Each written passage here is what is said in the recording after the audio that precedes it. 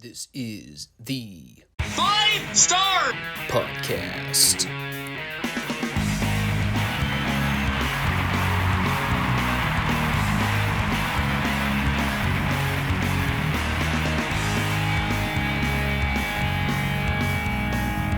Let me talk to you.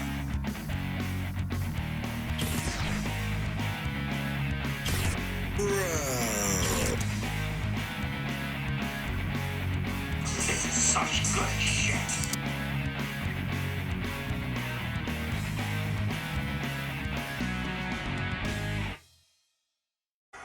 What do you guys want to talk about? Looking at my clock right now, I'm actually surprised how well I'm doing on time. Probably because I wasn't up until the butt crack of dawn watching that Fastlane show. Was that the shortest Peacock special they've ever run? What was that? Just shy of like 3 hours when it was over? That was like watching an old WWF pay-per-view from the Attitude Era. Minus the star power and the excitement level.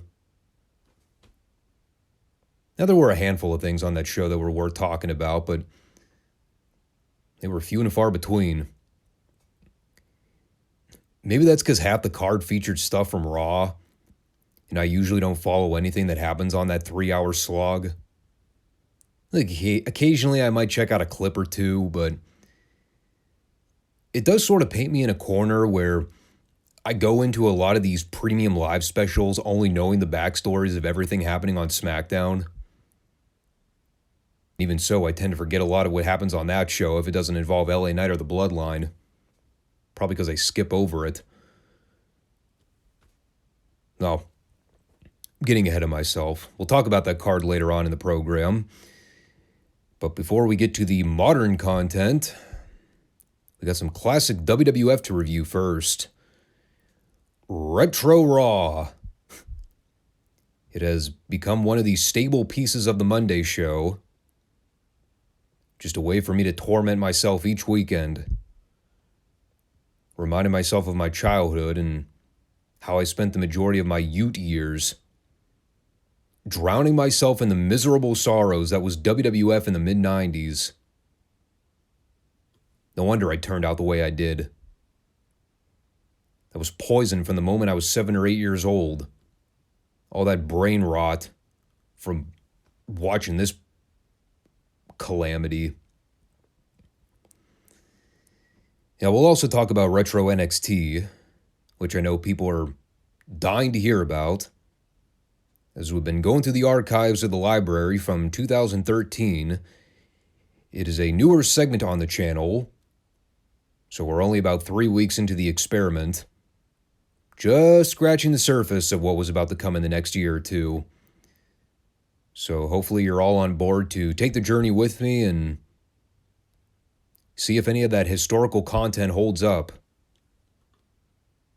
Also, if you're checking out the channel for the first time, make sure you subscribe, comment, like the show. You can come check us out every Monday and Friday for new content. We are also on Rumble as well. It is a grab bag of fun stuff. You never know if it's going to be good, bad, ugly, all of the above. But that is sort of the art of going through various periods in the wrestling business, isn't it? You get great classic material like Mid-South and World Class and all the old Crockett shows. And then you get Retro Raw, which is basically the FSWR's version of AEW Dynamite at this point. Now that we've stopped reviewing 2 god-ugly programs every week, we can finally hitch our wagon to 1 god-awful program. Plus, it's only an hour, which is light years better than 2. All right, baby. Here we go. It is history in the making. It is 10-10-10. Oh, wait, that's TNA. Never mind. Sorry, I jumped the gun. Got a little excited there. Well, the shows were both equally bad. I'm just a little early to the party. by about, 16 years? Something like that. Mental math. Actually, 10-10-10 was a pay-per-view for TNA, wasn't it? Funny thing, I don't even remember. That's the amazing part. All I remember is him continually pushing the date on television. And the payoff was them rehashing the NWO angle from like a decade prior with the same former WCW guys. Just by that point, everybody was crippled and broken down. No, what we had here was the 10-10 edition of Monday Night Raw from 1994. And it was significantly less memorable and or laughable than TNA's version of 10-10. Now, we're at the point now in the fall of 94 where WWF is on total cruise control. To the point where they are now trying to refurbish whatever was left of Lex Luger's momentum. About a year too late. And then they missed their window of opportunity dating all the way back to SummerSlam the previous year. And now they're trying to make them the main protagonist in this ongoing $1 million corporation storyline with Ted DiBiase and all the goofball posse surrounding him. And my God, dude, just watching this show from week to week, the reinvigorated Luger push, I mean, that's the least of our worries right now with all the other bad stuff happening on this show right now. Hell, him and Bam Bam Bigelow in the opener was the best thing on the whole fucking show. Not that the competition was all that high to begin with. It was just a match. Which really tells you a lot about the other stuff, doesn't it? When a Lex Luger match is the best thing on the whole show by a country mile, that's when you know you've completely lost the plot. Take old Yeller out behind the barn and put her out of her misery. Actually, better put, when Bam Bam Bigelow is the enhancement guy to advance a program with Lex Luger and Tatanka. Yes, think about that. Bam Bam was the serve-up guy for Tatanka. Wow. So they're out there doing some lumbering big guy stuff for a while. It's fine. Nothing all that exciting. Right before their break spot, Bam Bam went up and missed a diving headbutt. And that is when King Kong Bundy began making his way down the aisleway. Absolutely died hearing Vince refer to Bundy here as, and I quote, a walking condominium. If that isn't a Vinceism, I don't know what the hell is. And I also did note here, the split moment before they cut the commercial, the visual we see is Luger coming off the ropes and diving in the general direction of Bam Bam's arms. I have to presume they were going for some kind of bear hug. Or maybe Bam Bam was trying to stun gun Luger off the ropes or something. Whatever the intended spot was, they were very quick to cut away from this, as Vince simply yelled, "Oh no." That may have been coded language for blown spot, get the fuck off the camera shot. I don't know what happened there, but something went awry. So they come back with Bam Bam in control, and that is when we see Wrath and Mabel make their ways down to the ring, apparently to even the odds for the babyfaces, even though it was still technically 4-on-3 with the advantage in the heels. I guess we can count Mabel as two people, though. Him alone brought the collective weight mass of everybody at ringside to about 4 tons. By the way, I just realized I called him Wrath.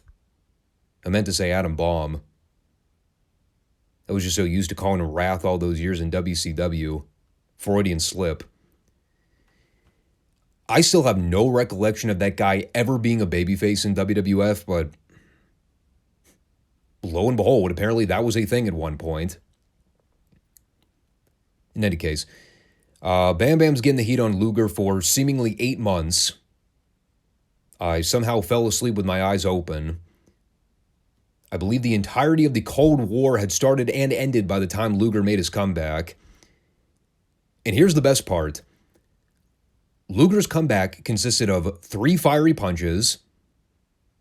They did a spot where Tatanka tried to hit the ring apron, but Luger knocked him into the guardrail. And after Bam Bam missed a running charge, Luger stacked him up for the 3.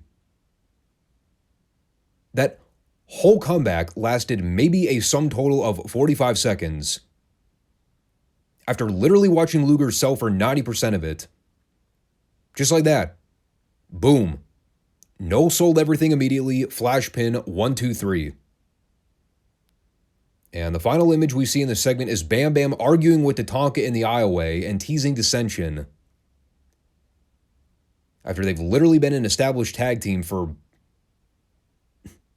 I don't know, what, a week? Already teasing a breakup. I mean, I remember the corporation went through a series of turnover in talent, but already seeing the members tease a breakup after they've literally been a recognized unit for like 2 weeks on television. Mind-boggling. And again, I remind you, this was all arguably the only good thing on the entire show. Good as in passable per Raw standards in the year 1994. It was the least offensive. So we come back with some highlight footage of Bob Backlund from WWF Superstars. He was on the Heartbreak Hotel segment with Shawn and Diesel. And actually, I lied. This might have been the best thing on the whole show, even though it only went like a minute.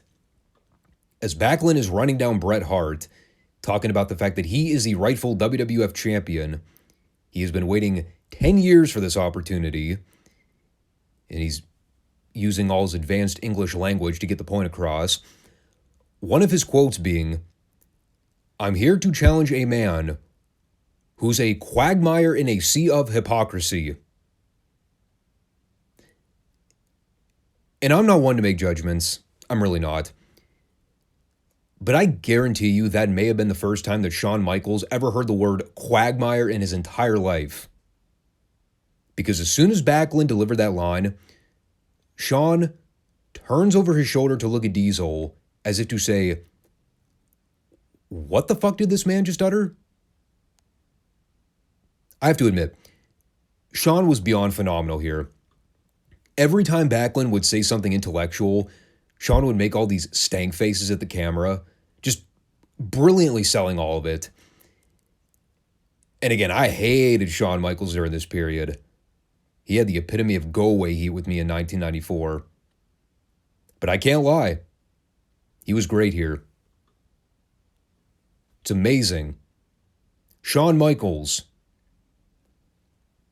And meanwhile, Vince thought that Diesel was the guy to push. Yeah, well, we saw how that worked out. You know what wasn't great? I'll tell you. Mabel versus Reno Riggins. This was, I mean, I can't even say it was awful. It was just a thing that existed on the show. The whole thing was Reno trying to do a bunch of test of strength challenges with Mabel, which backfired immediately. And then Mabel won with a sit-out leg drop in like 2 minutes. And then after Mabel won, he tried to cut a rap promo into a non-functioning microphone. Not kidding. That actually happened. Even the announcers made fun of it. They just, I don't know. I still can't get over the fact that we're less than a year away from them giving Mabel like one of the biggest monster pushes of the mid-90s. This guy is about to become King of the Ring in May of next year. And here I'm watching him in 1994 do terrible squashes in purple fucking lingerie. Unbelievable. Then we had Owen Hart versus John Crystal, which, again, Just kind of a thing that happened on the show. Owen's not going to have a bad match. That's a given, but it was just there. Nothing special. Not really moving the needle forward. Just another way for Vince to do a bunch of infomercial plugs about upcoming TV shows, most of which were outdated to the point where I don't even know why I would bother addressing them in 2023. Like, I gave a flying fuck about what movies Roseanne Barr was starring in back in the mid-90s. Now, the only thing good she ever did was her sitcom. Never liked her stand-up. I never thought she was any good as a solo act. Elsewise, we got references to the David Letterman show. Again, don't care. Haven't watched cable television in years. Letterman, what year was he canceled in? Was that like 2014? Totally irrelevant from a cultural standpoint in 2023. Eventually 0-1 with a sharpshooter. I think that about covers everything. Owen is now officially just another dude on the show. 2 months removed from SummerSlam 94. Arguably the best match of the entire year was that cage match with Brett. Now he's here on TV in the fall doing, can you even really call it upper mid-card stuff? He's just kind of coasting. He's on the show with Anvil. Still being factored in with the Hart family drama. But he definitely seems to have cooled off recently. I don't think that can be argued. And it only trickles downward from there. I'm moving along, though. What else do we have on this show?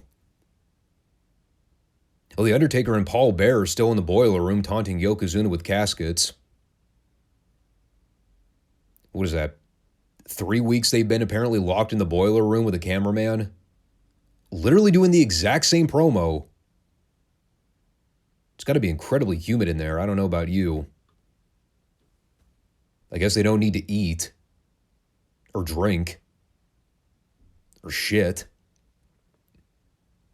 Taker's dead, though, so I guess he really doesn't have to worry about that. I don't know about Paul Bearer, though. He might be a hurting unit right now. Depriving that man of food and bowel discharge for 3 weeks? That doesn't sound like a fun time. Speaking of unfun times, sucks to be Mike Curry on this given night in 1994. Being fed to King Kong Bundy on a silver platter. I actually thought it was the Raging Bull for a minute. At first, all I saw was generic Latino guy with a porn stash and a bad 90s mullet. I looked at him, I'm like, is that Manny Fernandez? The fuck was he doing job matches in WWF for in 1994? No, it was just some generic local job guy from the New York area.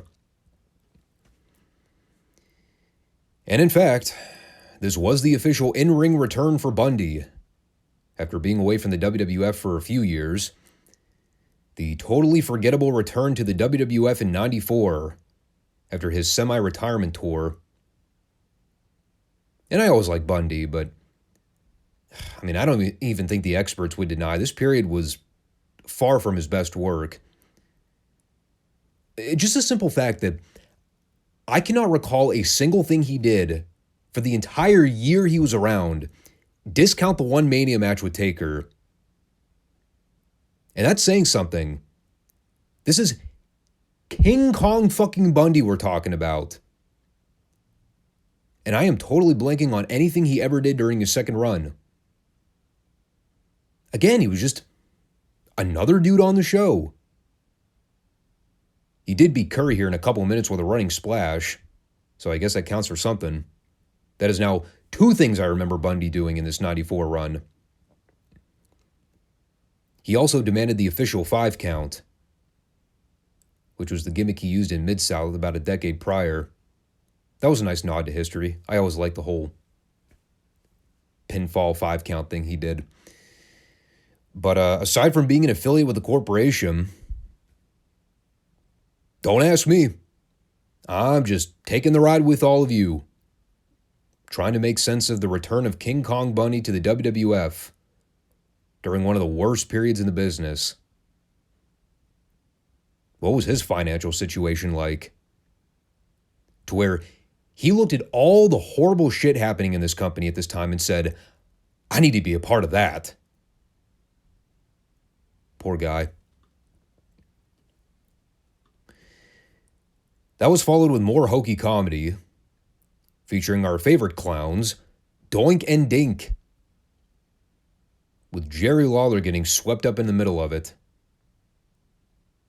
The payoff to the Superstar sketch, for the record, was Dink placing a pie on Lawler's seat so he would accidentally sit on it when Doink was distracting him on the big screen, with Vince delivering the line of the century by saying, I've heard of pie in the face, but not the other way around. Yeah, I'm sure Vince knew all about the pie in the face. He had plenty of experience, as we came to learn in latter years.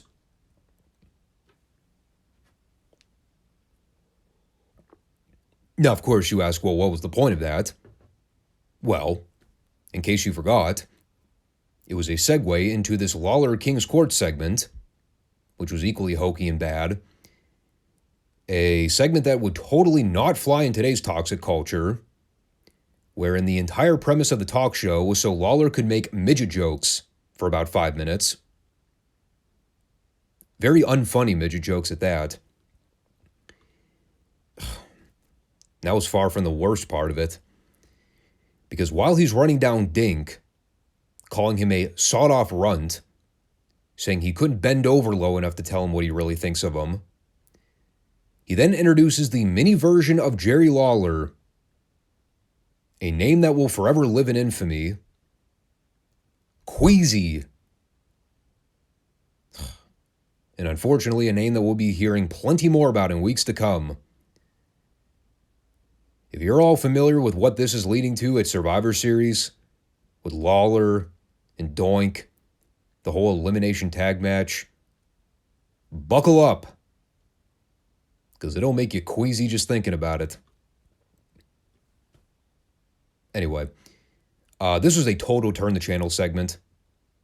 Lawler and Queasy made fun of Dink, did terrible heel comedy.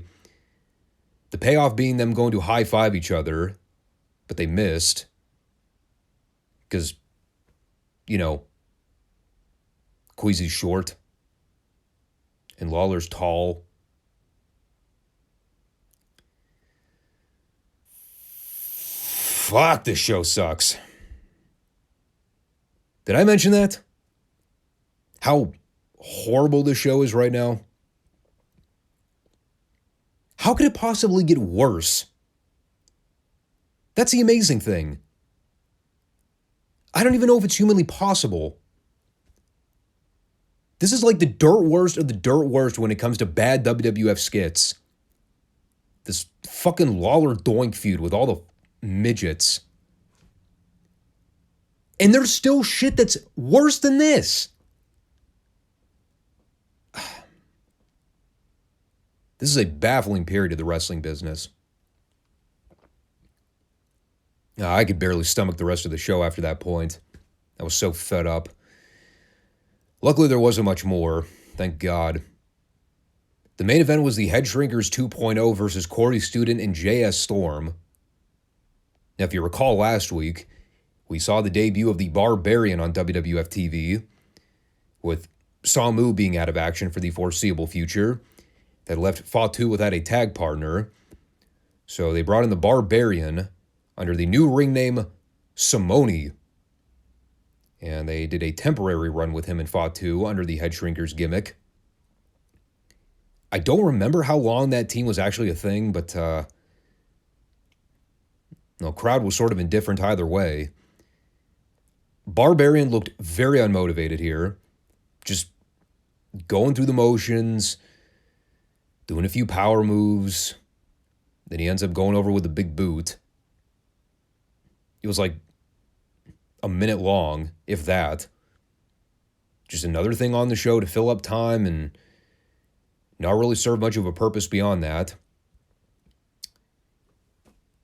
And then these motherfuckers had the balls. I am not kidding you.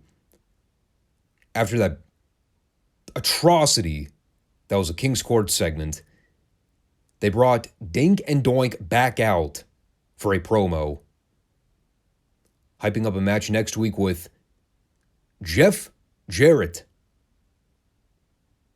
And whatever surprise they have in store for Lawler, hopefully it was a bottle of whiskey, because I might need it to get through that fucking show. If they're advertising what I think they're advertising, God, the show's so bad. It is so bad. And I keep saying it over and over again, people. We are in the thick of it now. We've barely scratched the surface of just how bad it would get. 95. It's only a few months out. And I can tell you for sure, those Raws are going to make 94 look like a cakewalk in terms of getting through those shows without ripping our hair out. It's just, again, it's baffling to me to think that things only get worse from this point. I don't even know how it's possible. But they somehow found a way over the next 12 months to craft storylines and programs that were worse, far worse, than Jerry Lawler versus Doink the Clown. And to think, this company was losing their ass financially in the lead up to the Monday Night Wars. I wonder how. Could it have anything to do with the on-screen product? Who knows? Call it a hunch. Well, what do you say we try to turn things around with this NXT report? Let's try to have some fun. It is the week removed from the Bo Dallas Invitational, as well as a major tag title switch with the Ascension winning the belts. Those were the two fairly big news bulletins from last week's show. We now know that Sami Zayn is the number one contender for the NXT title, at least for the time being. I believe that title match with him and Bo is scheduled for next week. So now the question is, where does that leave them this week to follow up on everything? Well, in terms of follow-up from previous TV segments, they actually did that right out of the gate here with this Leo Kruger-Antonio Cesaro match. In one of these stranger angles from last week, Kruger and Cesaro were, for lack of better terms, they were trying to take part in the Bo Dallas Open Invitational. That was until they both came out and started arguing with each other, at which point they brawled, and Bo just kind of disposed both of them like dorks, and we never saw or heard from either of them ever again. They just totally vanished. So a week later, they're here to settle the score. And again, this is just the retrospective version of me talking here. But seeing Claudio in NXT in 2013, literally a decade before his AEW run, it's amazing. He looks exactly the same. Physically, facially, the dude never ages. Still wrestles and works the exact same style. But you just think, 10 years. This guy's been around wrestling for another 10 years past this point. It's a long time, especially in today's business. And he's just, I mean, God, I love Claudio. I've always been a fan of his, but wasted potential? Is that really sort of the ultimate tale of Claudio's entire wrestling career? A guy who has all the talent in the world. A guy that people naturally appreciate for his work ethic. I've never heard a bad word spoken about him. But he's a guy that's just, for the better part of a decade, just spinning his wheels. And this was still at the point where Claudio had already been around with the company for a couple years, right? When did he sign with WWE? Was it 2010? 2011? Whenever they brought him and Chris Hero over from Ring of Honor, here he is in 2013. Still in developmental. Claudio Castagnoli. Stuck in NXT 2 or 3 years after signing with the company. They looked at that guy and said, "No, he's not main roster ready, brother." Yeah, but Grayson fucking Fodder. Yeah, that guy can be in NXT for 2 months and they're ready to call him up. Ridiculous. And of course, he's out there trying to be a heel, but everybody's totally in his camp. They're doing the "We the People" chant, which, what was that?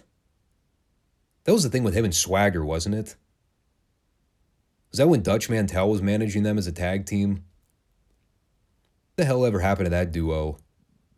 That was like probably the best thing Jack Swagger ever did. It's just another WWE original that sort of fizzled out after getting over massively. Probably because they didn't want it to. Did I also hear at one point people in this match chanting, "Push Cesaro"? Push Cesaro. No. On and off, they did. Didn't go over as they probably anticipated. You know, again, it's so tragic when you look back and see that Claudio's WWE run never really went anywhere beyond a certain threshold. They could have done so much more with him than just subjecting him to mid-card purgatory. What a waste. This is a really good match. By God, with the way they smashed over Cesaro here, you'd have thought they were grooming this guy for a major run with the NXT title at some point. Who even knows if that was ever in the cards? I think I remember what this sets up eventually. The push does go somewhere. Not directly into the title picture, but definitely upper mid-card status. Cesaro just beat the shit out of Kruger for like 15 minutes straight. Just wiping the ring mat with this guy. I mean, they gave Kruger some occasional offense to keep him alive and not make it a total burial. But the main story here was Kruger selling and selling for like 80% of the thing. Cesaro just dominated him. It was one step away from a glorified squash. They built to the spot where Cesaro tried to win by countout, but Kruger kept breaking it by rolling back into the ring. Cesaro stayed on the attack. I always loved that pop-up uppercut he used to do. Shit always looked great.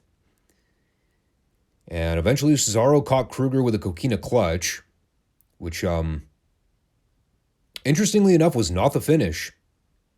It just led to him getting up, hitting Kruger with a standing lariat, and then putting him away with a neutralizer. And then just to add insult to injury, he also gave Kruger a diving knee drop off the top rope onto his throat. Working the angle there.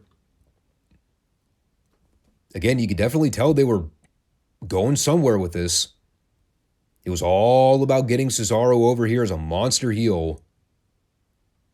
Kruger was just sort of the unfortunate job fodder in all of it. As I seem to remember, I don't think this gimmick lasts much longer before they just drop it and repackage him as Adam Rose. I try to forget that thing ever happened. This might have been their way of phasing that gimmick out, but I could be wrong. Maybe he shows up as Leo Kruger a few more times before they just squash the gimmick entirely. We'll see. But yeah, really good match. The Hardcores, even back here in 2013, they were super pro Claudio. You could tell, man. They really wanted this guy to be something in WWE. And his history would dictate. It never really panned out. Still, I would argue WWE did a more effective job of showcasing him properly than AEW ever has. The AEW marks won't like hearing that. At least Cesaro had some career-defining singles matches in WWE. What the fuck has he had to show for in AEW in the last calendar year? Aside from a bunch of garbage matches with the BCC. So anyway, God, speaking of how much difference 10 years makes, Charlotte Flair in 2013, before all the Botox injections, I was like, holy shit. She actually looks like a normal human female. I mean, I never really classified Charlotte as attractive. She was never really easy on the eyes, at least not for me. But at least her face looked cosmetically pleasing. Whatever. I mean, she's still Charlotte. My opinion of her never really changed from an in-ring standpoint. She's always been a lousy pro wrestler. Whether it's 2013, 2023, I don't care. She sucks. She got a squash win over Santana Garrett. Not a whole lot to say about it. Summer Rae and Sasha Banks flanked down to ringside while Garrett had Charlotte in a fake arm submission at one point. Then Charlotte made a comeback, hit Garrett with a TKO, and then she did that stupid flipping face buster move that she never learned how to execute properly. Still fucks it up all these years later. No one ever sat down to her and said, Charlotte, that little flipping DDT move you always try to do, stop. Because it always looks horrible and you never hit it. So just retire it. Don't do it. Nope. She's still doing it. Botching it all these years later. And then Summer Rae got on the mic afterwards and did a god-awfully recited promo, the likes of which I couldn't even sit through without immediately reaching for the fast-forward button. It literally sounded like something if you would pull the string on the back of a Barbie doll that turned heel. That's the way it would deliver its lines. Totally artificial, totally robotic, totally lifeless, overly rehearsed. Awful. So I took a powder on that post-match promo. All I remember is that Paige and Emma got involved, and I think Paige got laid out like a geek. Sucks to be her. That was then followed with Mojo Rawley giving us a motivational speech about working hard and never giving up, which then led to his official debut match. He wrestled Danny Burch, which is a name that I vaguely remember from this era of NXT. Not really sure what ever happened to him. He may have not graduated past job fodder status. But I can tell you what happened here. He got served up to Mojo's greener than goose shit ass. I mean, it wasn't a total one-sided squash. They gave Burch a little bit of offense here. But after Mojo did a series of running football shoulder tackles, he ended up going over with a running seated splash. Effective for what it was designed to do. You know, here's the problem I always run into with a lot of these guys. Like, okay, you bring up a name like Mojo Rawley, and I think, all right, the name's familiar. I can pick his face out of a police lineup. I remember the gimmick, but for the life of me, I'm like trying to recall what he would have done up to this point and then how it transitioned him to the main roster. Like what kind of storyline he was involved in, what kind of pushes, what kinds of feuds he was involved with. And I'm like totally blanking on shit. I seem to recall them doing something with him and, what's his face? The big football name. Was it Gronkowski? That brief window where Gronk was under a WWE contract before he sort of fell off the radar. Like, I think Mojo was involved in some of that. But so many of these guys, I find myself thinking like, yeah, they're there. And then you totally forget about anything they were ever involved with in the company. And Mojo wasn't around for a cup of coffee. That dude was around for years. That's the amazing thing. I mean, I guess we'll find out what happens, but there really wasn't much beyond this. Oh, yeah, and I forgot to mention, somewhere in the middle of that, they announced Summer Rae and Sasha Banks versus Emma and Paige for next week. Cool. I'll probably need a piss break in there somewhere. Then we cut back to the ring for Scott Dawson and Rusev versus Enzo Amore and Big Cass. The ultimate makeshift tag team that nobody remembers. That time Dax Harwood and Miro teamed up in WWE's developmental system. Only true hardcores will remember that. And of course, we got Enzo and Cass doing their modified ring intros here before they settled on the whole "you can't teach that" shtick. They already got over SAWFT by this point. Man, it's so astonishing looking back even at this period, realizing they had something huge with Enzo and Cassidy as a tag team. They could have gone so much farther than where they were willing to go. Even at this point, this is 2013. These guys are one of the most over gimmicks in NXT. The people love these guys. And all for what? Getting served up to Rusev and Dawson in like 3 minutes. Clean too, which was equally bewildering. I still have no memory of that Sylvester LaFour guy. I think I read somewhere he didn't last all that long before he got cut. I don't think he ever made it to the main roster before they let him go.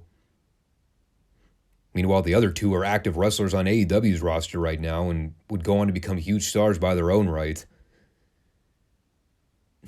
I mean, in a weird kind of way, the Rusev-Dawson pairing wasn't a bad idea.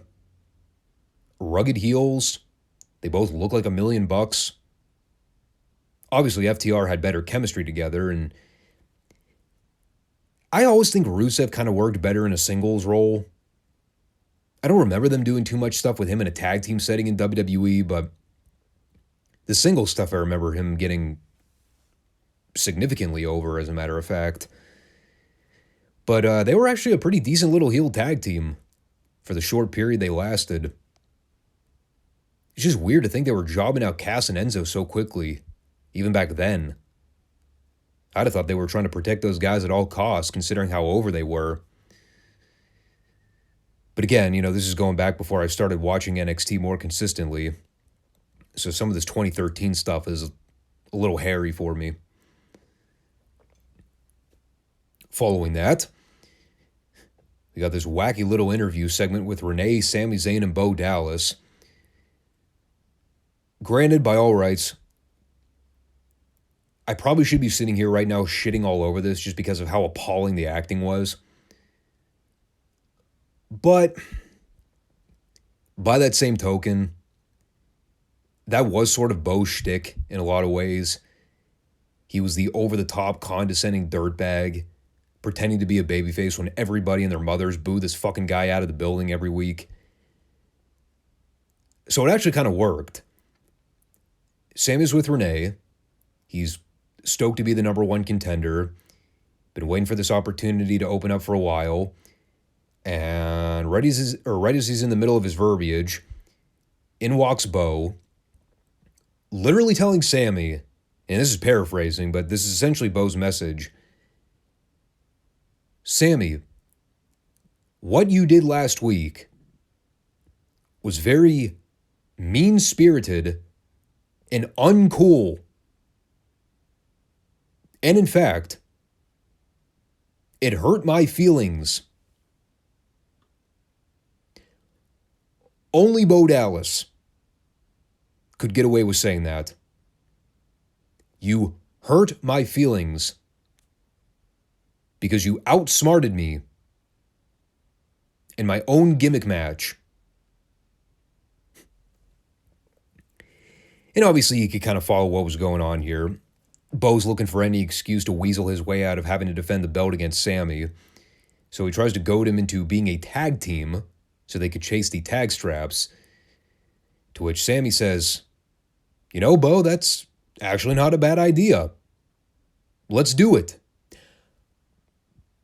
Right after I beat you for the NXT title." And as Sami walks off, Bo looks on totally shell-shocked, jaw agape, baffled that this Sami Zayn would try to do him dirty like that. And again, in only a line that Bo Dallas could get over, he looks on and goes, "Unbelievable."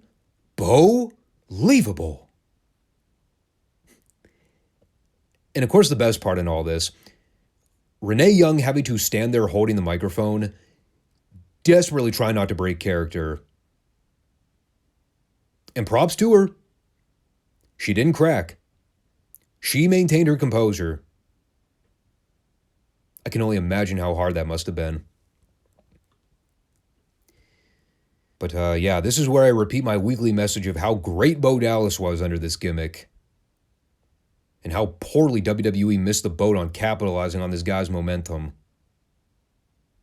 I could also tell you water is wet, but those conversations kind of go hand in hand. Well, with that, our TV main event for the week. After approximately 3 weeks of Aiden English's arrival on the scene, he's had a couple of squash wins on TV. And they've already decided that this singing gimmick is death TV and needs to go away forever. So they bring in Bob Van Dam to squash him in like 5 minutes. I actually forgot RVD was under a WWE contract during this time. Holy cow. What a difference 10 years makes. Especially when you compare it to his AEW cameo. He actually looks somewhat mobile here. And he didn't look like death warmed over from a physical standpoint. And he's still Rob Van Dam. His ring work was always the shits. And he could do a lot of athletically impressive looking stuff, but his execution was always 50-50 on whether or not he would hit the move properly or not. Or whether he'd accidentally stiff somebody for being a reckless piece of shit. Because no one knew how to feed for all his stupid looking high spots. I have no memory of him and Ricardo Rodriguez being a thing, but sure. I guess. It's a Rob Van Dam match. He's going to do all his signature video game spots, some of which looked better than others. The people chanted ECW on a WWE show, because they're all marks in the crowd anyway. Aiden got about 2 minutes of shine to work over RVD for the heat. And then Rob made his comeback, caught Aiden with a rolling thunder, 5-star frog splash, 1, 2, 3. In the year 2013, they're putting Bob Van Dam over clean on the developmental brand for WWE television. Sounds about accurate. Not that I'm offended that Aiden English is doing a job. I mean, I was already over the gimmick from the first time I saw him air it live. I mean, whatever. I've done my RVD rants on the channel already. I always thought the guy sucked. I mean, you don't need to hear me go into detail about that again. If you all liked his work and you thought he was the greatest thing since sliced bread, tough shit. I don't care. He was a reckless worker. He was always about getting his shit in. Yeah, he did a bunch of flashy looking stuff. Who cares? He was always stiff. Impossible to work with. Like, you don't believe me? Ask 90% of the people he had to work with in TNA. They'll tell you how impossible it is to get anything decent out of him. Didn't he knock out Abyss's front teeth in a TV match one week? Fucking idiot. But, you know, he was a star, I guess. And they were doing some cross-promotional work here. They would always do that. Bring over a main roster guy to work with a younger guy in developmental. That's not an unforeseen idea. At the end of the day, though, you're only going to get so much out of it if the match only goes 5 minutes, but it served its purpose. Really in a lot of ways, this was kind of just a buffer show to hype up next week's title match with Sami and Bo, which I am looking forward to. This week, they had a really solid match with Cesaro and Kruger. They're pushing a lot of the guys who would become stable pieces of the main roster in years to come. RVD's a big name, so even if I never liked him, I can remove my personal biases and understand the purpose of why he was brought in. There is still an excitement factor brewing with the show. You can see them starting to gain a lot of traction, and they're getting over more and more with the hardcore market. They're a puppy with big paws operation right now. Hunter has a good rapport with a lot of the internet fans. By this point, the main roster was in shambles. People really wanted that alternative product. And again, TNA, give me a break. They were a blimp on the radar in terms of relevancy by this point anyway. Ring of Honor, they were around for years, but God, I think by this point, wasn't this when the Bucks were all over that show? The people just, they wanted something to sink their teeth into. And this was sort of the product that fell into their lap. They said, all right, as long as Vince isn't overseeing it, we'll be on board with it. But you see the growth. You see the expansion. You see that they're willing to take risks. They're pushing the envelope. And that's good. You need it. Even if the shows aren't always bangers or home runs, there's an effort being put into actually developing and crafting new stars. And at the end of the day, too, I think that's what a lot of people wanted during this time. They were sick of Randy Orton. They're sick of John Cena. They're sick of the same cast of guys getting rammed down their throats for the past decade. They wanted to see some new star power. And even though a lot of these guys didn't pan out as expected, there was hope. It's really all you can ask for.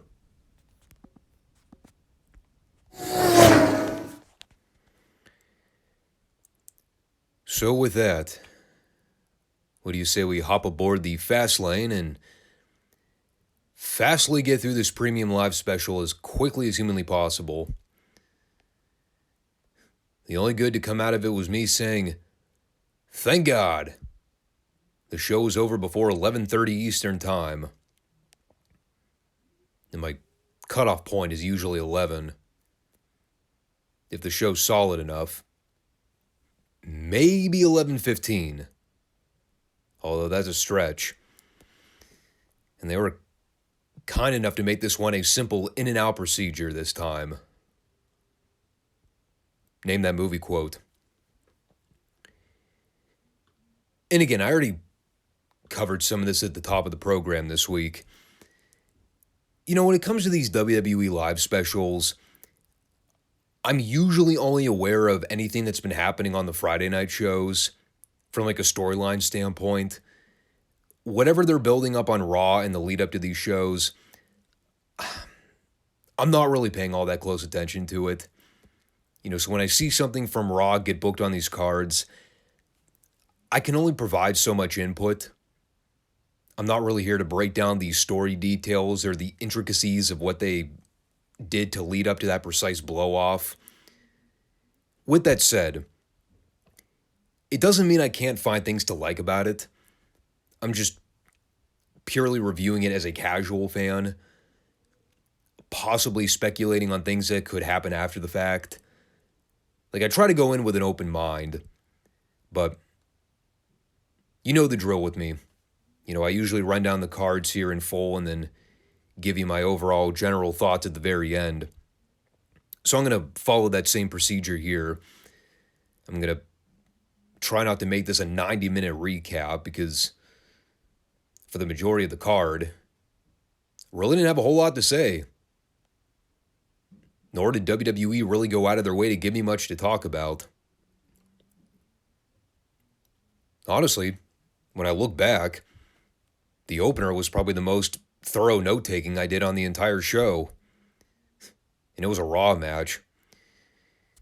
It was the undisputed tag team title match with Cody Rhodes and Jey Uso challenging the Judgment Day. Balor and Priest, to be specific.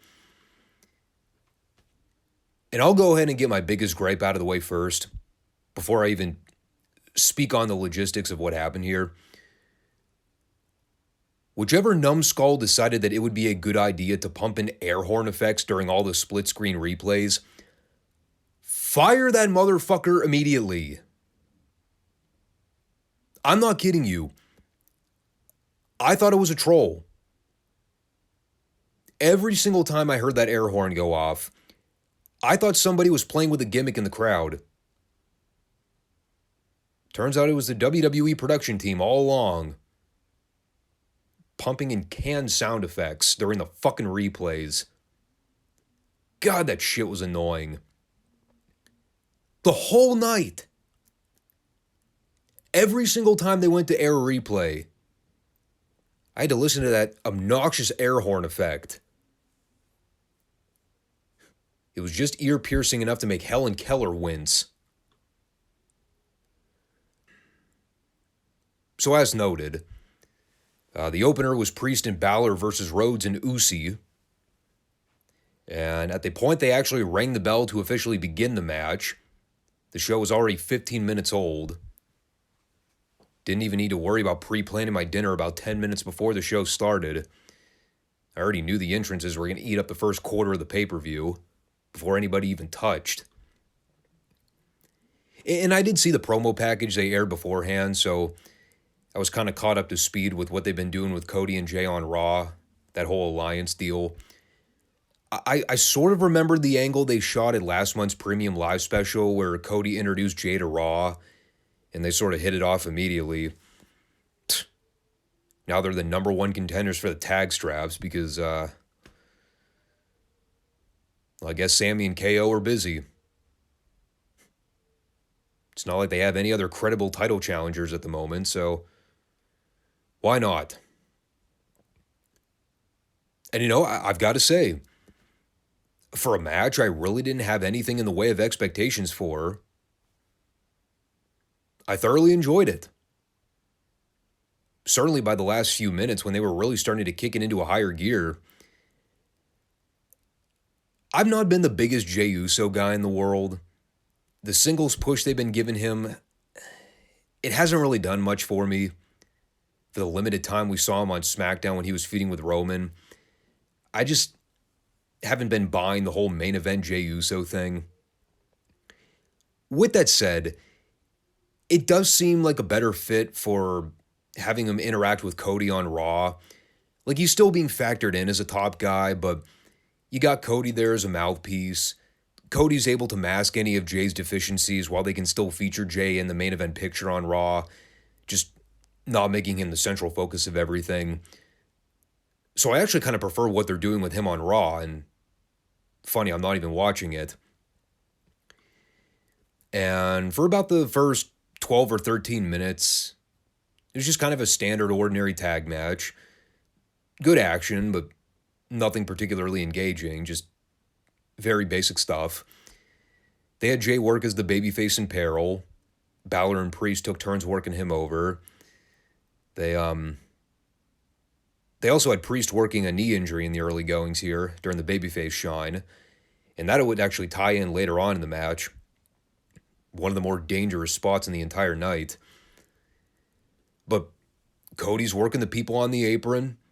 He's milking the drama of getting the hot tag from Jey so he can feed the comeback. When Cody gets in there, the people are with him.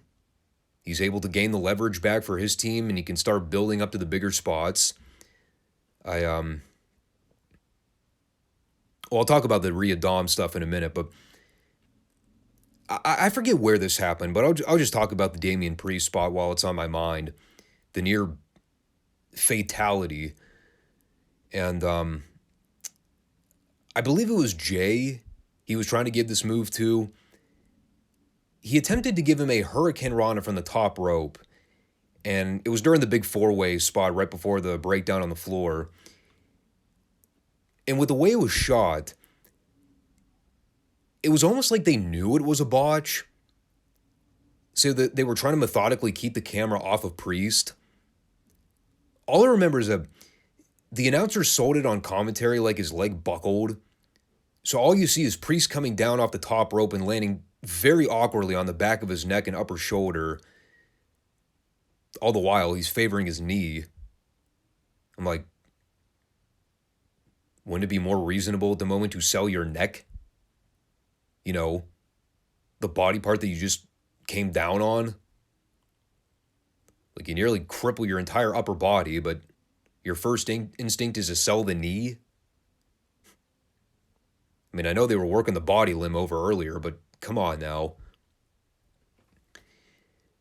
Apparently he was fine, though. I thought he was dead. But no, he just got right back up and kept doing stuff. There was a sloppy standoff exchange with Cody and Jay a minute or so afterwards. But glad to know he was fine. That looked brutal. And eventually we get Dom and Rhea entering the picture. They come out to try to distract the baby faces. They were doing some dramatic near falls at the end with both teams. At one point, Rhea smacked Jay with the briefcase for a 2 count. This is where I also noted, whoever that JD McDonald goofball is, yeah, he made a cameo here for a minute. He actually ended up fucking over Priest and Balor at the end. Because after the kick out from Jay following Rhea's briefcase shot, JD tries to do the same to Cody on the floor, but Cody moves out of the way and JD ends up taking out Priest's bad leg, which then led to Cody giving Priest a crossroads on the announce desk, which I thought was humorous. This man has a gimp leg. I know the perfect move to execute. I'm going to give him a face buster. That'll really work the injury. So he hits it. Priest sells it like he's dead. The crowd at this point is shitting their pants with excitement because, I mean, they pretty much caught on with what's going to happen now, figuring that the heels are fucked. And sure enough, the miscue on the floor leads to Balor missing a diving stomp onto Cody. Cody and Jay give Balor some kind of wacky cutter combo. Don't really know what you'd call that. And Cody hit Balor with crossroads 2 seconds later and pinned him. A lot of stuff happening at the end there, but man, that pop. When Cody and Jay got the pin, and the heels were thwarted in their multiple attempts at cheating in this match, people got behind that. And again, it was a very enjoyable opener. Hot start to the show. Yeah, the excessive overbooking at the end made it a little muddy, but the end result was good. Cody and Jey Uso are the new undisputed tag team champions. That's a thing that happened. Now I guess we just wait for the inevitable to happen, where we find out it was a secret ploy all along. That Jey Uso was sent over to Raw by the Bloodline to lull Cody into a false sense of security. That Jey Uso was secretly in on it the whole time. He was waiting for the opportune moment to turn and fuck Cody out of the tag belts. That actually would be a pretty good swerve. It would totally diminish the importance of the tag belts, but I think we're long past the point of thinking the WWE tag titles actually mean anything worth a shit. I mean, those things have been neutered well past the point of repair. I'm actually kind of curious now to see what they do. Part of me really wants to know if the Cody-Jay tag team is literally just a plot device to have Jay turn on Cody and then realign with the Bloodline on SmackDown. I guess since they're the tag champions now, they can technically jump from brand to brand as they please. So maybe it's a setup. Who knows? Sounds like something Paul Heyman would think up.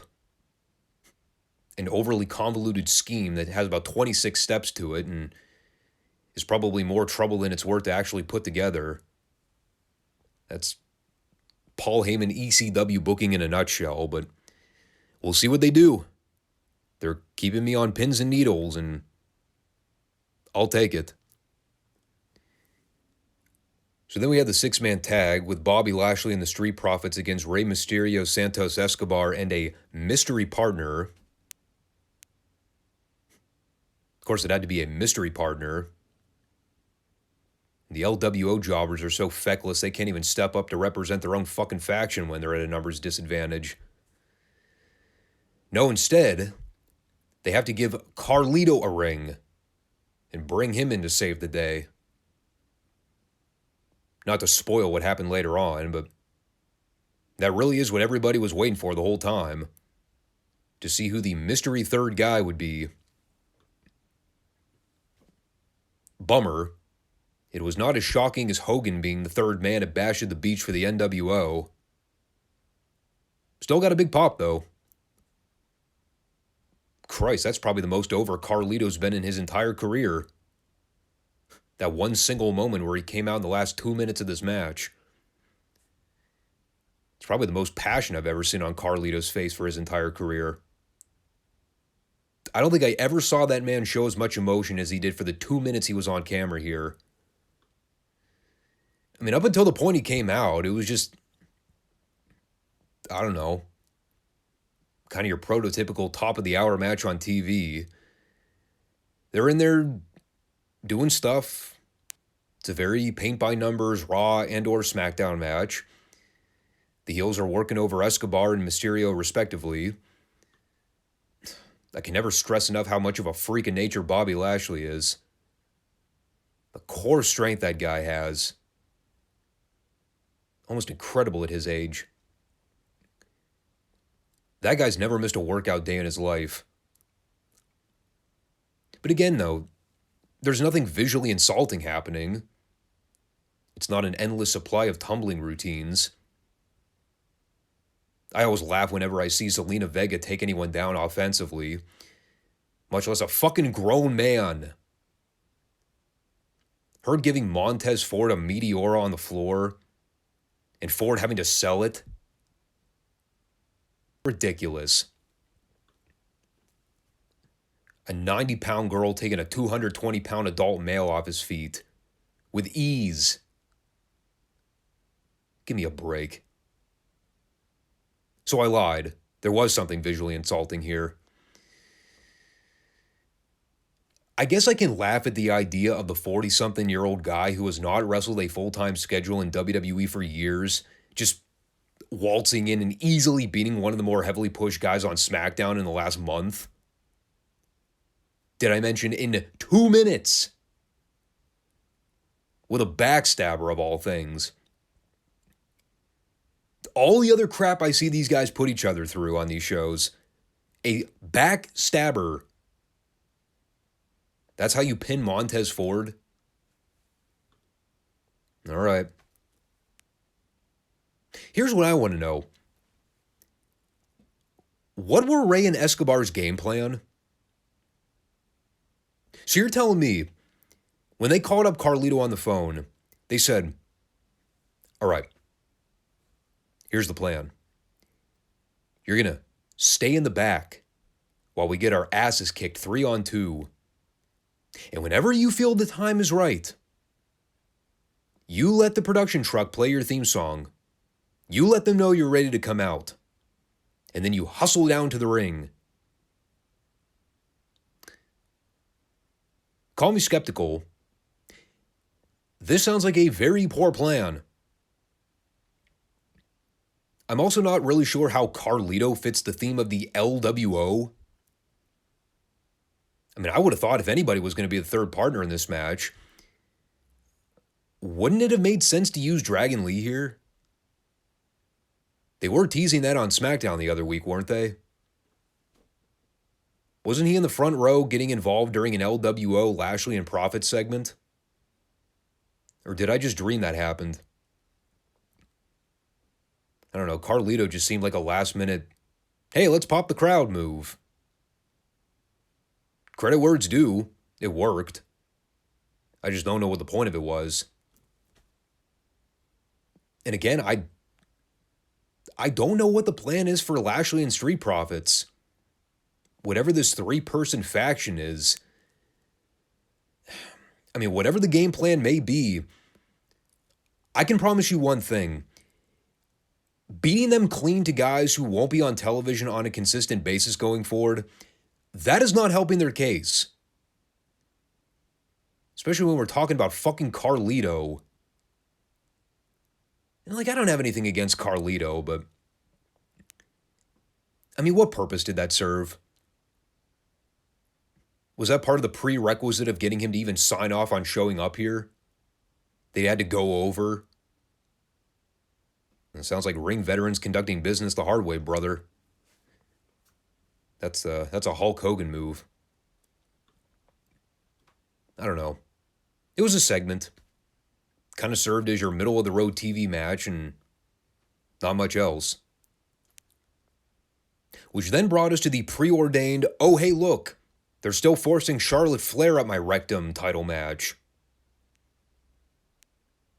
Because you know we had to have one of those on the card, right? Crying out loud. She literally is the fucking female John Cena at this point. An endless decade plus of cramming and forcing and shoving and pounding this fucking talentless hack down my throat.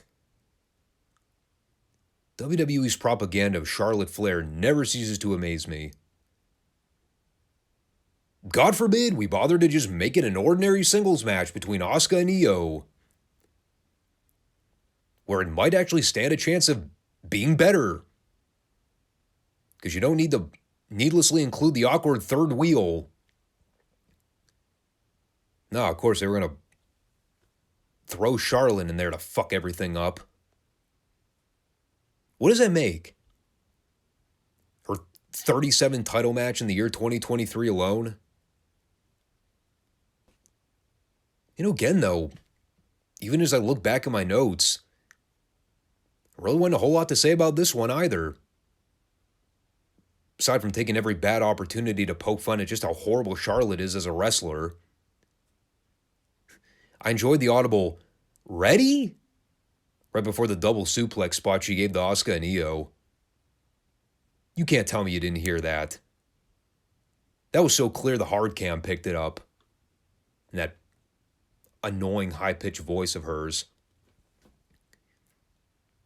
I don't think I need to point out the obvious botch moonsault spot, where she always overshoots the target. Every single time. I mean, here she actually made hand contact with the opponents instead of landing nowhere close to anybody on the outside mat.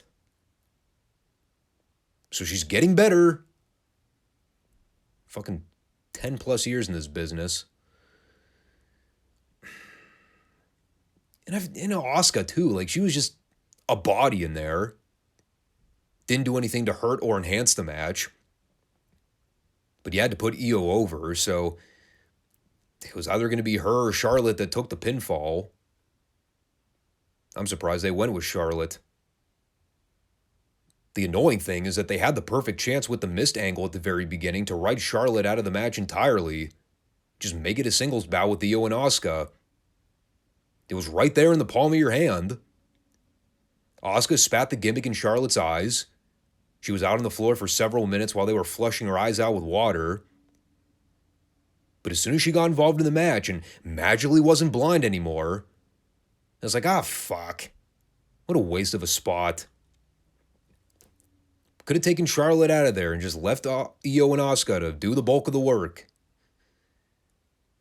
I mean, even if you had to have Charlotte come back at the very end, like, okay, but do it in the last minute. Did she have to reinsert herself less than 2 minutes after the miss spot and continue wrestling like nothing ever happened? Like she didn't just have toxic poison sprayed into her cornea? No, she's fine.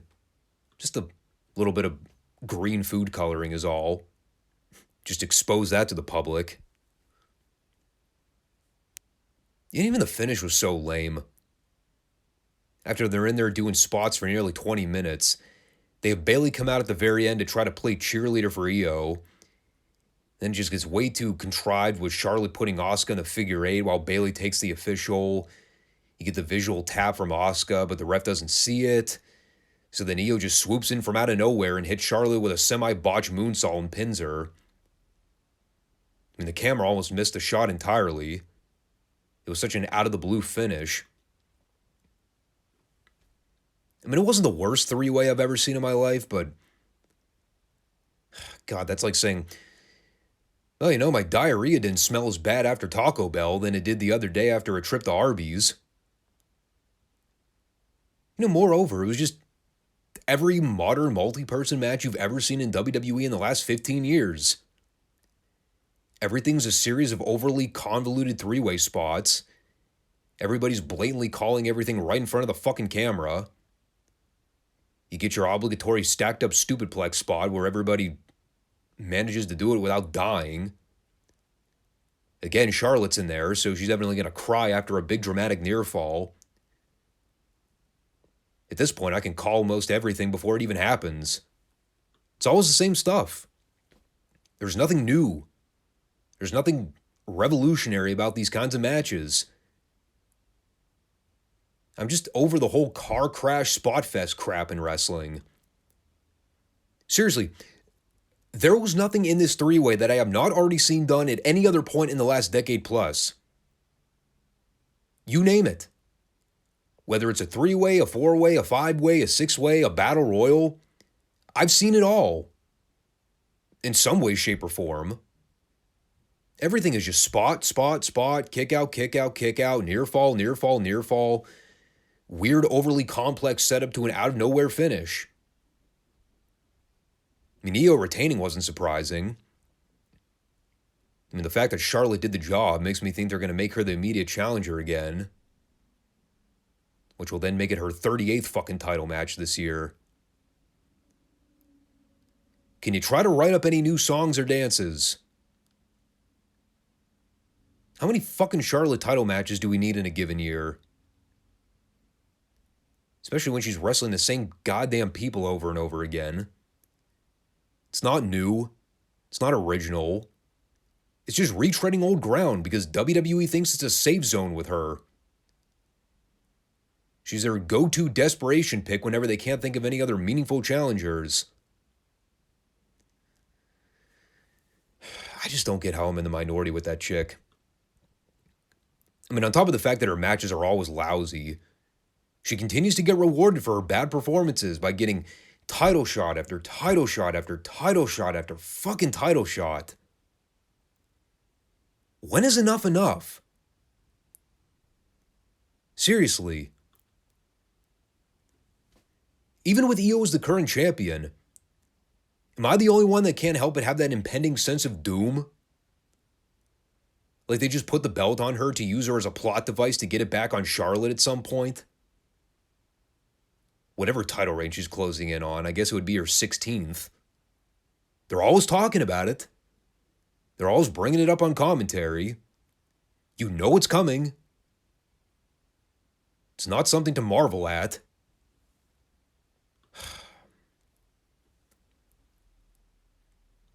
Fine. I'll get off my high horse. So, right before the next big match, we had Pat McAfee come out to do some white meat hometown ass kissing. I believe the proper Mick Foley term is cheap pop.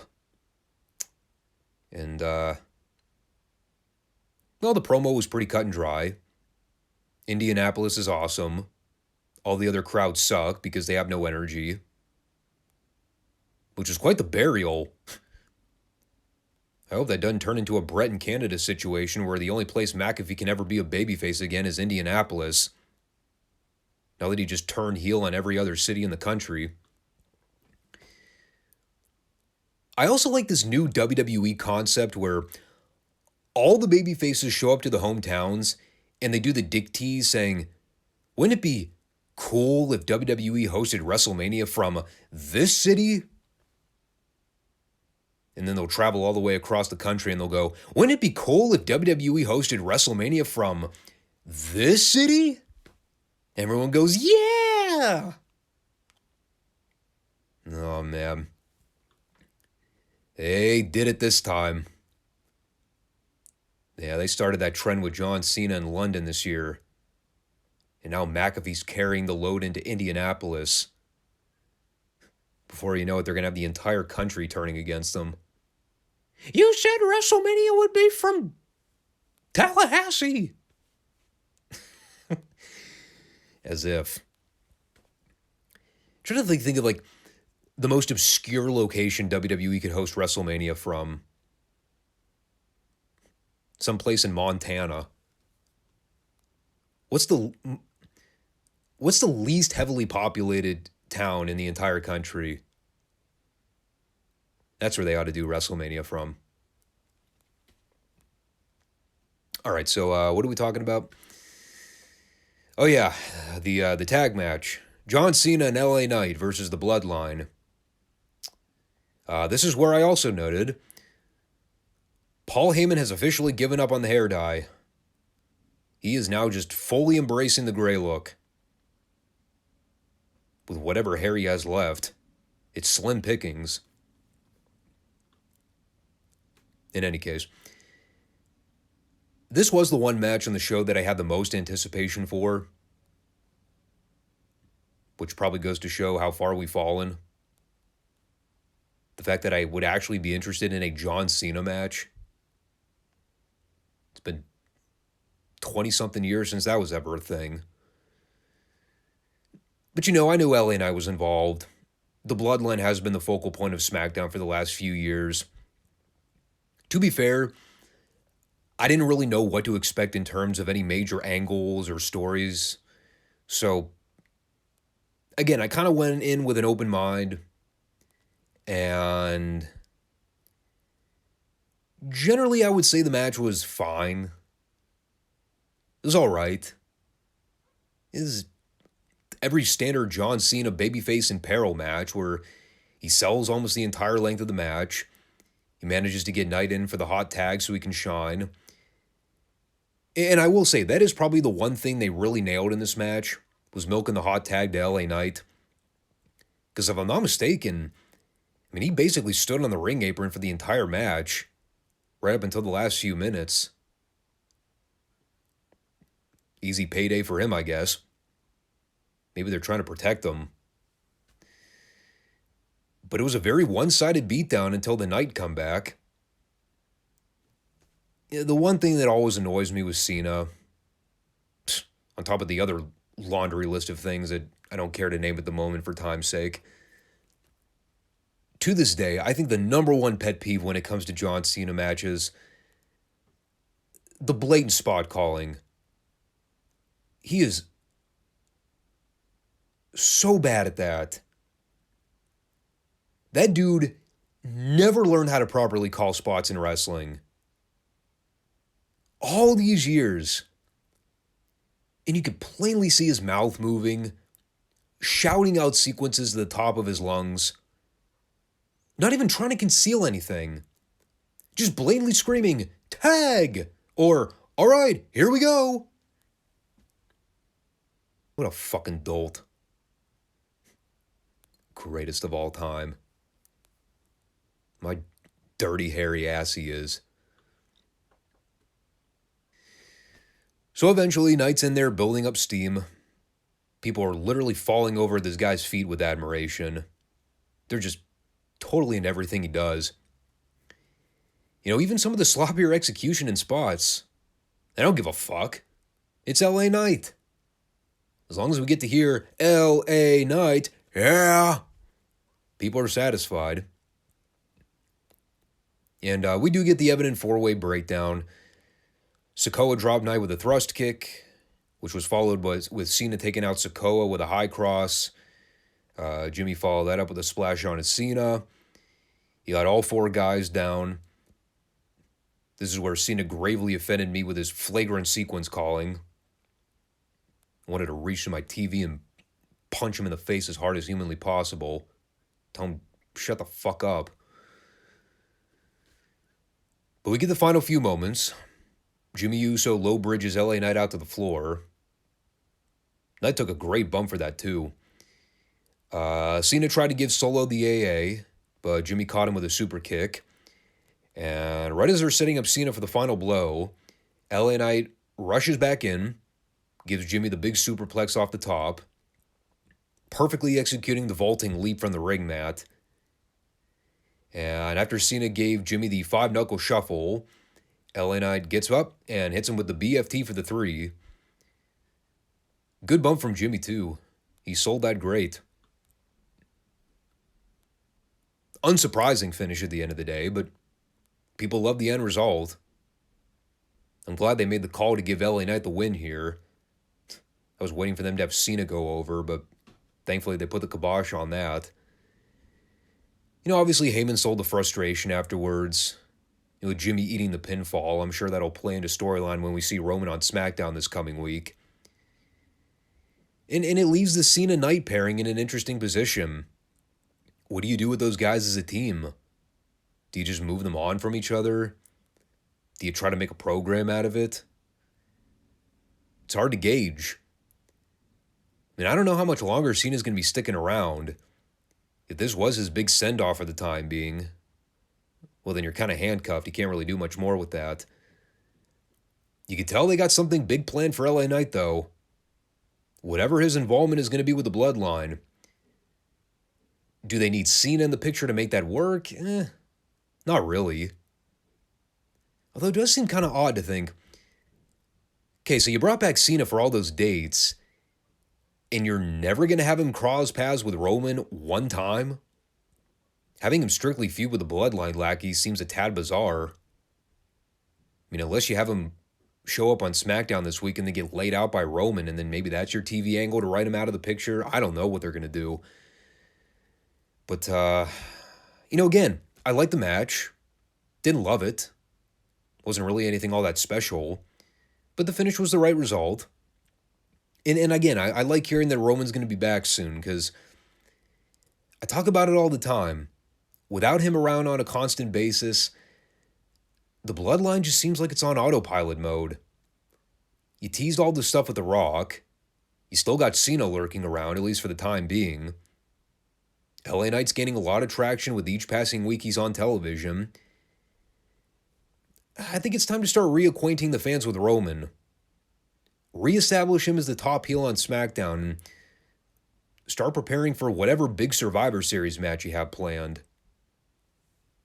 If they even have a plan. Who knows? But with that, we come to this world title match with Shinsuke Nakamura and Seth Freakin' Rollins. The main event. Unfortunately. And I'll admit, I know it's a staple of the FSWR channel, but I just don't have the energy. I can't will myself to singing Seth Rollins' god-awful theme song this time. I apologize. Maybe next time. And even before I heard them announce this was a last man standing match, the first thing I thought to myself was, God, really? We're still doing this fucking Nakamura-Rollins title feud? Why?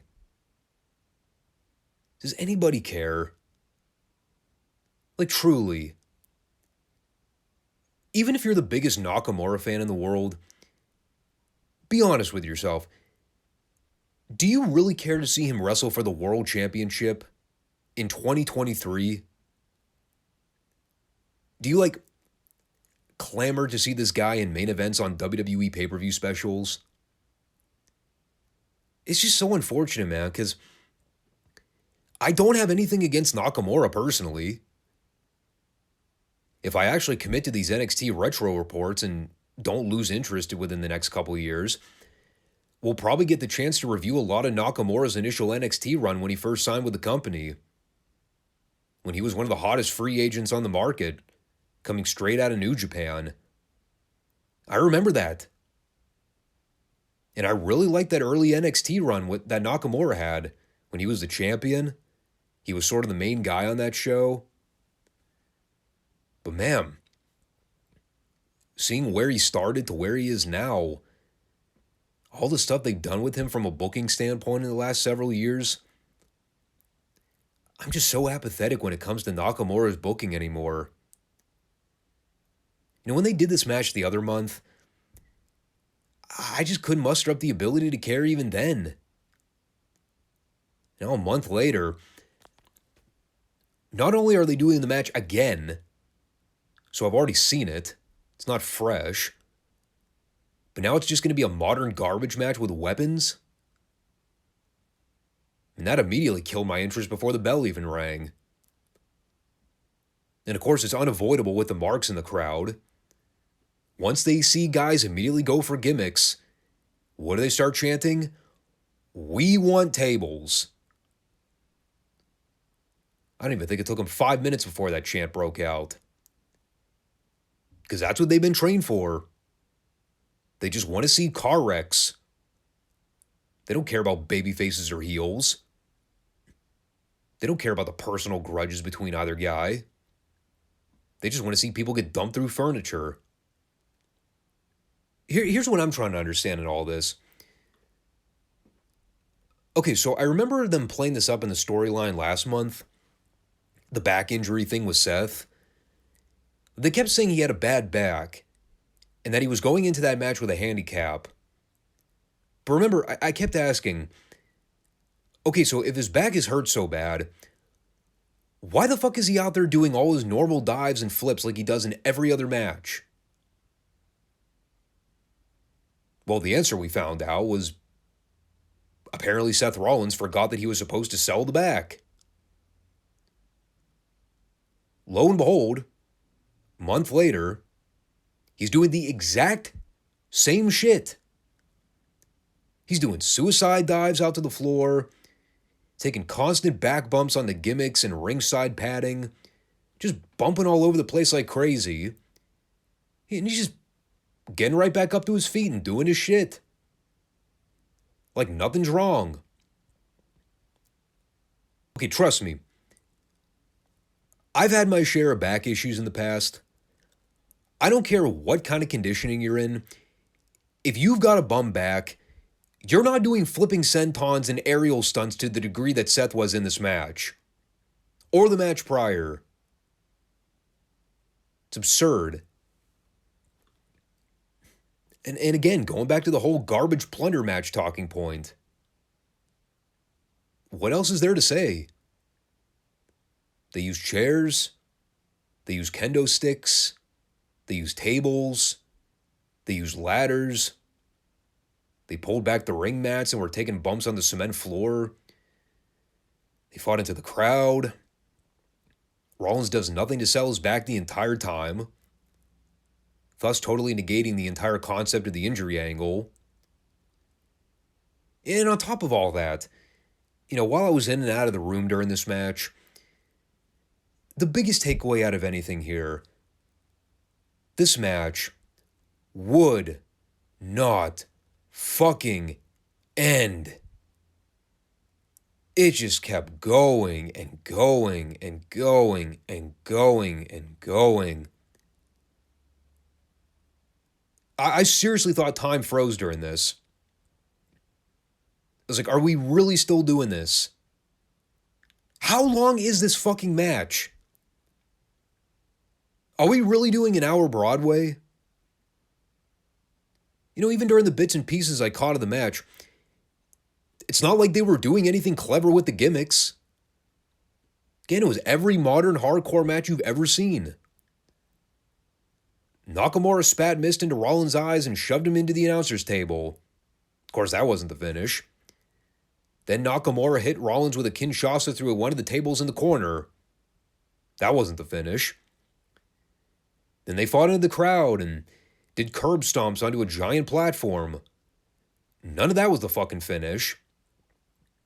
And finally, right at the point I had enough and just gave up trying to pay attention, somehow Rollins picked up Nakamura and gave him a Falcon Arrow through the gimmick platform. And that was the finish. And I said, 29 minutes for this fiasco. And I asked the same question I did after the match they had last month. Did anybody really think Nakamura was winning the belt? No, of course you didn't. They could have lit Rollins on fire and thrown him out a 15-story window. I'd have expected him to beat the 10 count. So really, at the end of the day, what were we all waiting for here? Well, exactly, the predictable finish. I mean, the whole thing just screamed placeholder opponent from the very beginning. Let's just call it like it is. They needed a heel challenger of the month for Rollins because they didn't have anybody else lined up. So they trotted out Nakamura thinking he'll be a serviceable enough opponent. And maybe he was for some people. I don't deny. There were probably genuine fans out there that said, oh, cool, Nakamura is getting a title shot. Great. All right. I wasn't all that impressed with the first match they had. And I really wasn't impressed with this one. Why would I care? Nakamura's been booked like shit for years in WWE. To pretend he's a credible world title challenger from out of nowhere, that's not believable. You'd have been better off plugging a Brock Lesnar into this spot. Someone that at least has a little bit of believability to their name. And God forbid, if they didn't spend the last year making him look like a dipshit on television and jobbing him out to everybody, you could have maybe gone with Karrion Kross. That's a guy with a look. He's a menacing heel. Or, even looking at somebody that's resurfaced in the last month or two. Maybe a Drew McIntyre. You could have maybe given him this spot. Maybe I'm in the minority. I don't see main event appeal in Nakamura. At least not at this stage in the game. Like, if you need a TV main event for Raw one week, okay. Yeah, I get that. By all means. Plug Nakamura into that spot. But main eventing a pay-per-view special? I don't care what kind of show it is, big or small. That is not a pay-per-view main event caliber match. Not something that a reasonable person would dish out money for at this stage. At least not in 2023. Maybe 6 or 7 years ago when Nakamura was fresh and new and was more over. Now it's just a law of diminishing return. It's rehashing old ideas and hoping that they stick. And unfortunately, this one didn't. But hopefully they'll move on from this. I still don't understand the whole Raw World Champion thing with Seth, but since I don't watch Raw, I don't really have a reason to get invested either way. For now, as I turn my attention to SmackDown this coming week, I will leave you with this. When it comes to Fastlane, it was a passable show. It wasn't unnecessarily long, so I thank them for that. But for 5 matches, I would say they probably peaked with the opener. Cody and Jay versus the Judgment Day. Second to that maybe being LA Knight and Cena versus the Bloodline, which was merely an okay match. Everything else, just kind of your run-of-the-mill TV main events or top-of-the-hour matches. But you can all converse amongst yourselves in the comments section if you have a different opinion on the matter. But that'll wrap up this Monday edition of the FSWR channel. Again, make sure you comment, subscribe, and like the show. Appreciate y'all coming out to check the show out. And we will be back on Friday for the Classic Review Series portion of the FSWR podcast. And we'll catch you all on the flip side. Thanks, everybody. Peace out.